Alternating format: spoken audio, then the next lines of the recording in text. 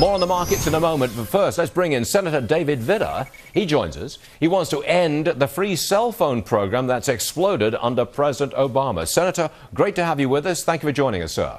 Thank you, Stuart. Thanks for the invite. I put it to you, I can't remember a single government program, certainly not a $2.3 billion a year program that's being cut, ended, gone. You think you can do it with this one? Well, I'm trying. I think the American people agree with me because it's the newest version of really an outrageous entitlement. I mean, this entitlement mentality is getting out of control, and this is a clear example of that. A few years ago, this program, when it was limited to true emergencies and landlines, was $143 million. Now that it's free cell phones, it's $2.3 billion, 15 times increase.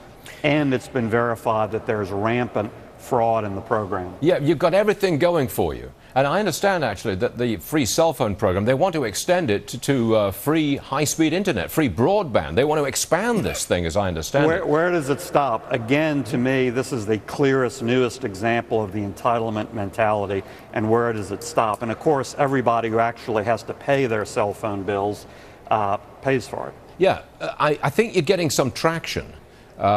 Because it is clearly, look, in my opinion, it's clearly an outrageously abused program. Yeah. But again, Stuart, can you do it? Can you actually get rid of it? Can you do that?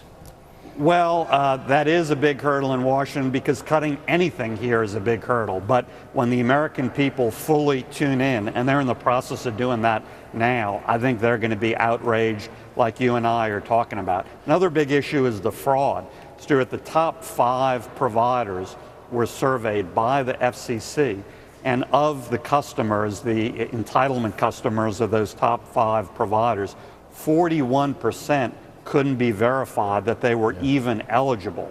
So there's a big question mark about 41% of that. There's something like over 200,000 folks who have multiple free cell phones, clearly illegal, clearly disallowed under the program. So another big issue is just the rampant fraud. So what's the process? Do you introduce legislation, or are you going to negotiate this away in any budget discussions that's coming up? How are you going to do that? How are you going to kill it?